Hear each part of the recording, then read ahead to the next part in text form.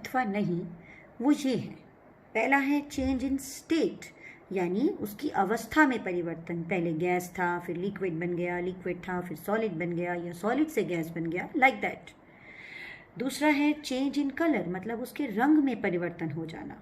तीसरा है evolution of a gas, यानी कोई गैस निकलना।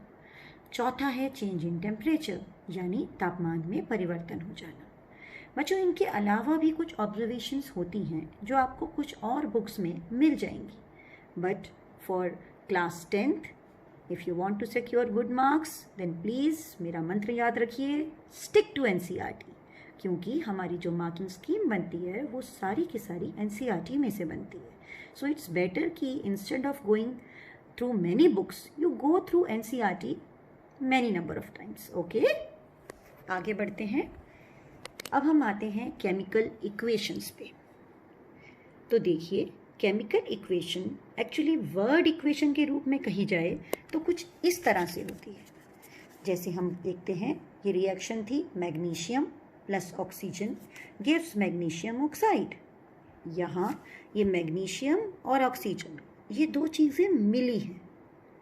जो चीज़ें मिलती हैं उन्हें हम बोलते हैं रिएक्टेंट्स, और जो चीज़ बनी है उसे हम बोलते हैं प्रोडक्ट। ओके, फिर से रिकैप करते हैं।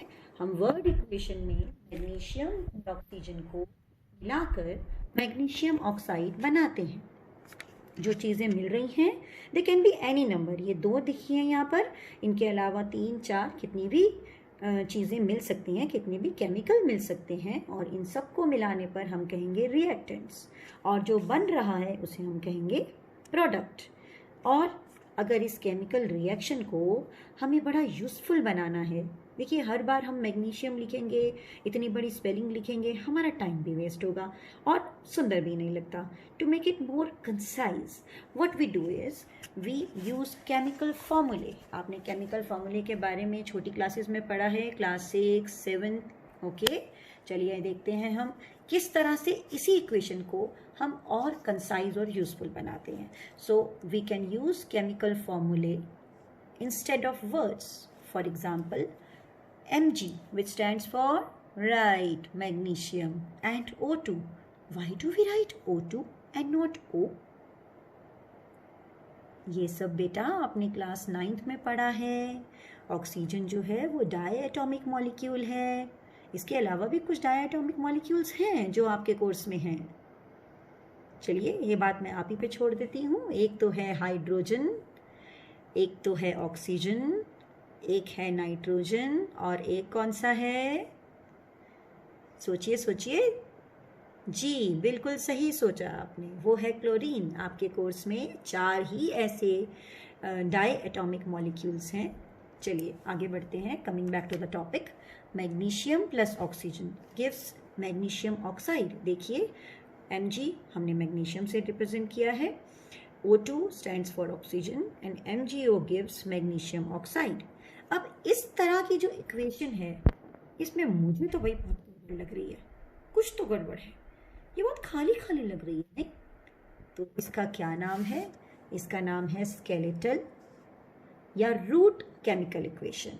हिंदी में इसे बोलते हैं, आप डर जाएंगे सुनकर, बोलते हैं कंकाली केमिकल इक्वेशन। राइट, क्योंकि इसमें मुझे कुछ कमी लग रही है, मुझे कुछ बैलेंस नहीं लग रहा।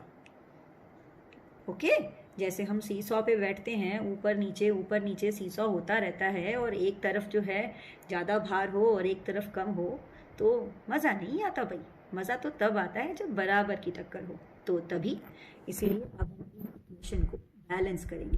It needs to be balanced. So balancing में हम क्या करते हैं, जो इस इक्वेशन के रिएक्टेंट्स हैं, यानी कि जो लेफ्ट हैंड साइड है इसकी, उसको हमने राइट हैंड साइड के इक्वेट कर देना है। ओके, तो हम इस बैलेंसिंग में क्या क्या इक्वेट करेंगे? देखिए, number 1, total mass of elements in reactants, यानी रिएक्टेंट्स में जितने भी एलिमेंट्स हैं उनका टोटल मास लिया। और अब हम देखेंगे total mass of elements in products, यानी जितने भी प्रोडक्ट्स हैं उसमें जितने भी एलिमेंट्स हैं उनका मास। ये दोनों मासेस बराबर होने चाहिए, क्योंकि हम जानते हैं कि law of conservation of mass लागू होता है। इक्वेशंस पे। ओके, तो जितने भी एलिमेंट्स का मास, जो भी मास रिएक्टेंट्स का है वही सारा मास प्रोडक्ट्स का होगा। दूसरा बात देखिए, number of atoms of each element in the reactant, मतलब एक रिएक्टेंट के कितने भी एटम्स हैं, एक एलिमेंट के कितने भी एटम्स हैं एक रिएक्टेंट के अंदर, वो बैलेंस होने चाहिए number of atoms of each element in the product. उसी एलिमेंट के कितने एटम प्रोडक्ट में हो बराबर होने चाहिए, रिएक्टेंट्स के एटम्स और प्रोडक्ट्स के एटम्स। चलिए एक एग्जांपल देखते हैं एक इक्वेशन लेकर। This is iron plus water gives Fe3O4 plus H2। ये स्केलेटल इक्वेशन है, ठीक है, रूट इक्वेशन, कंकाली इक्वेशन। चलो अब हम इसको बैलेंस करने के लिए सोचते हैं। चलिए सबसे पहले देखिए, हम जो मेथड इस्तेमाल कर रहे हैं वो है हिट एंड ट्रायल मेथड, ठीक है। तो हम इसमें तुक्के से अपना काम बना लेंगे और यकीन मानिए बहुत ही आसान और आजमाया हुआ नुस्खा है और पूरे मार्क्स आपको दिलाएगा। एक बात मैं आपको ज़रूर इसके बारे में कहना चाहूँगी, because I have been checking the papers of class 10 for the last 16 years. बेटा इसमें जो है कभी हाफ मार्क नहीं मिलता, या तो आपको पूरा 1 मिलता है या तो पूरा 0 मिलता है। और अगर ये chemical balancing of chemical equations 2 या 3 नंबर की आ गई और आपने गलती कर दी हर किसी में छोटी छोटी सी, बहुत छोटी सी, जैसे ये लिखा है ना H2O की जगह उतारते उतारते आपने HO लिख दिया, so you will get a big 0, you will not gate half mark for that. छोटी सी गलती कर दी, यहाँ पे लिखा हुआ है H2, इसकी जगह खाली H लिख दिया, the teacher is not going to evaluate your equation, वो आपको बिग 0 दे देंगे, ठीक है। तो इस बात में आपको बहुत ध्यान से देखना है। जैसे मैथ्स में देखते हैं ना, सबसे पहले हम अपनी फिगर उतारते हैं, अपनी रकम उतारते हैं, उसमें हम चेक करते हैं, वैसे ही हम जब अपनी इक्वेशन उतारी है तो उसको बहुत ध्यान से चेक करना है कि उसमें कोई भी गलती ना हो। चलिए आप देखते हैं कि आयरन यानी Fe जो लेफ्ट हैंड साइड पे दे रखा है उसके कितने एटम्स हैं। क्योंकि आयरन के यहाँ पे कुछ भी नहीं है राइट में, तो लेफ्ट में हम देखेंगे कि आयरन के लेफ्ट में कुछ नहीं दिया हुआ है। मीन्स जब कुछ नहीं दिया होता तो क्या दिया होता है, 1। चलिए पहले हम इस इक्वेशन को दोबारा उतारते हैं ताकि हम इसको बैलेंस करें।